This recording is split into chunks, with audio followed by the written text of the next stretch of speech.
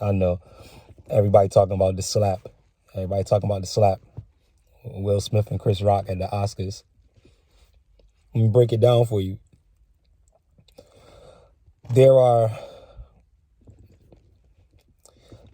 various forms of slaps that we will face in life. The number one slap that we face in life is criticism. Number one slappers are critics. But to break down on that whole situation, just look at the names. Chris Rock and Will Smith. You know that will, the definition of will is drive. And you know that the word Smith means weapon. So here comes the driving weapon on stage. And then you have, again, there are observations that say he was sent by Jada. So if you look at the word Jada, you look at the word Jade, you look at the word jaded. But you also look at maybe even the color jade, which could have been the particular shade of green that the dress was.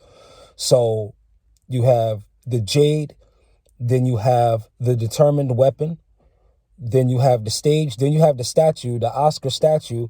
So that's like New Athens, New Greece. You got the statue. We duel in front of Caesar's statue.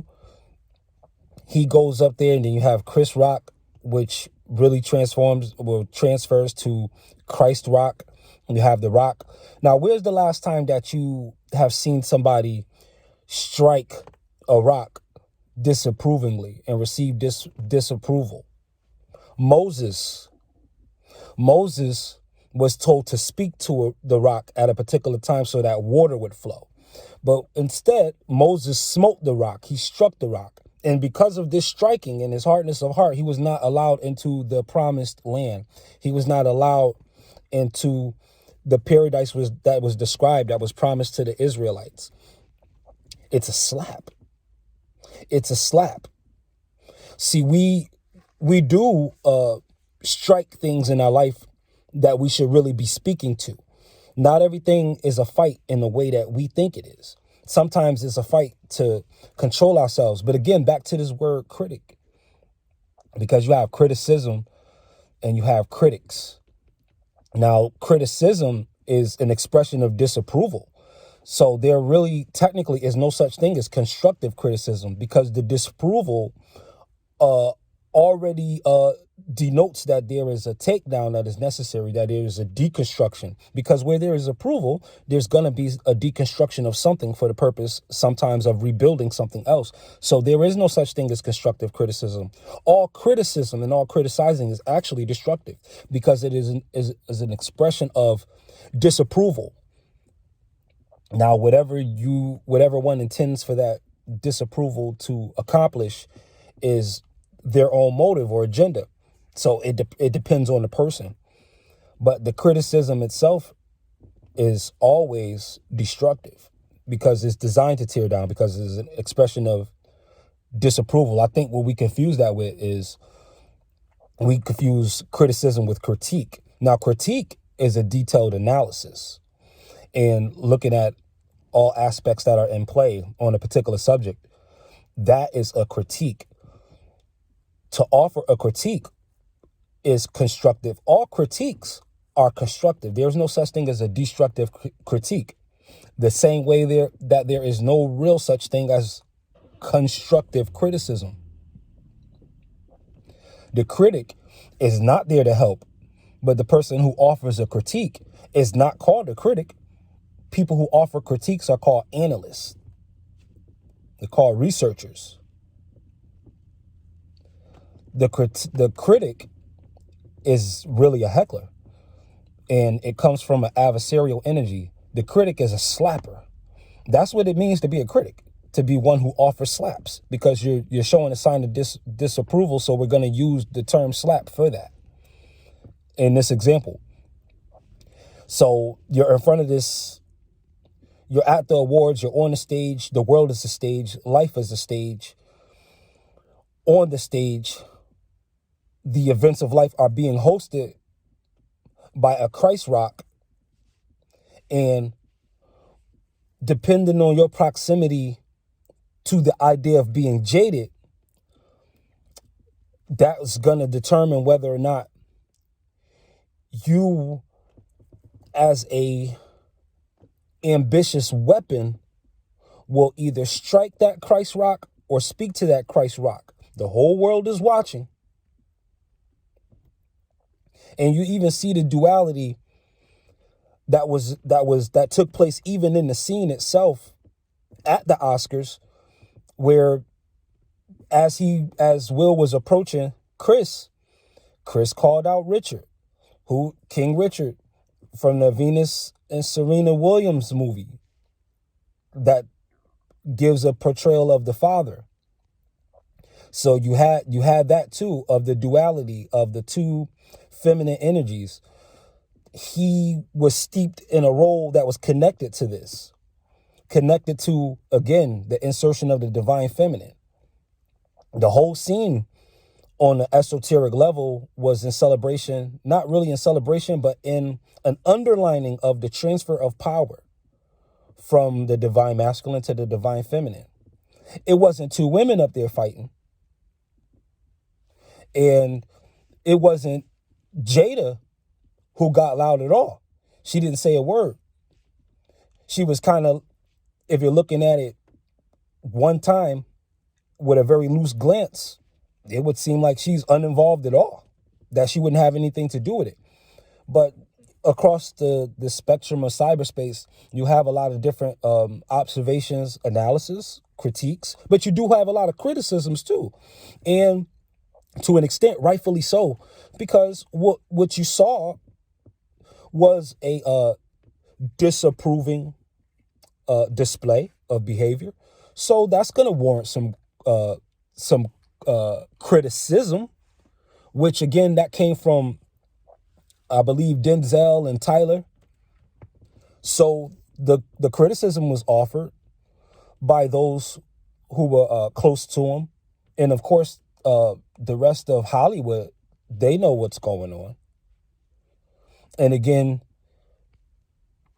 how could aggression not linger somewhere in the background of this event when the entire design of the stage is like the fire of hell?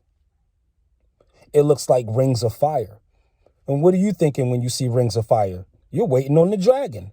So even if you're not thinking about slapping somebody, just the idea of being in a competitive headspace with the best in your craft, and to be all seated there to say, this is the best of all of you, the one who gets the reward, there's going to be some tension felt because you're in competition and you're seeing right now who gets the trophy, who gets the statue.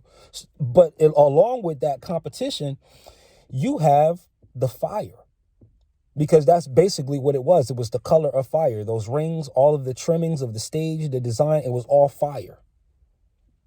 And fire is associated with anger. So on maybe a possibly conspiratorial level, conspiracy theory realm, maybe these were MK Ultra triggers. The background, the crowd, her dress, his remarks, the position he held, the fact that it was 3 years. All of these things can mean something because MK Ultra deals with 3 realities at once. The mental realm, your physical realm, and of course your spiritual realm. So you're going to have all of these synchronistic tie-ins that happen on the subconscious level. And unless you be a master teacher, you will not be able to pick out what's happening. You will just look at the screen halfway drooled out, because television itself can put you in a too relaxed state if you're looking at it without thinking. If you're just looking at it to look, just to rest, and these things can really easily be missed. And usually things that are missed are usually planted too deep in you for you to find, because all information and all stimuli does actually filter in through the human being, whether we consciously observe it or not. It still enters, but the conscious observation of it gives us a chance to transmute it in time before it resides and grows within us without our knowledge. That's a slap. That's a criticism. What I have offered here in regards to the event is a critique. I'm not here to say what one person should or should not do or how one should or should not behave. This is just an analysis. But it ties into the shadow world, and it ties into this ministry / sinistry that is taking place in the shade. Because all things are being remixed and everything is being flipped around and inverted. And dare I say, on some levels, according to others, even perverted. You just look around. Criticism and critique and criticizing, these are tools of the adversary. This is tools of disapproving energy, adversarial energy, satanic energy. This is the new initiation into Satanism. All you have to do is be hypercritical. All you have to do is be a critic. A hard-nosed, stone-faced troll of the woods, David the gnome, Keebler elf troll. That's all you have to do. Well, maybe that's not all you have to do, but on a mental level, that is an introduction and an initiation into Satanism, into the world of adversarialism, of antagonism. Yes, that is what all criticism leads to, because you're leading with disapproval. And the full definition of criticism doesn't involve rebuilding. And it doesn't involve restoration and reconciliation. That is not in the definition of critic, criticize, or criticism. But critique, on the other hand, see, critique even sounds prettier. It's even spelled prettier. Critique, that just means to analyze, to critique. It almost sounds like to tweak. See, we're just tweaking things. When we're having conversations with people in real time, face to face, be careful of the word no when you have a difference of opinion and when you see things in another way other than how the other person sees it. When you're going to interject, don't lead with the word no.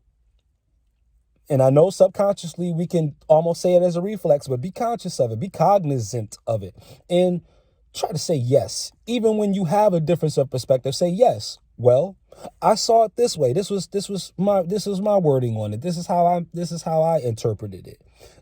Don't say no. This is how I see it, because no has the power to destroy, because it's only connected with two things: rejection or denial. We say no about things that we can't stop. That's denial. But we also say no with things that we reject. So there is no constructive no. And there is no constructive criticism or criticizing. But there is always a constructive critique. So start inserting the word yes, because critique comes from the yes energy. It comes from the agreeable energy. It comes from the synchronizing energy, the synergistic energy. It comes from the harmonizing energy, the unifying energy, the uniting energy. It comes from that. It comes from that bond. It comes from that connection.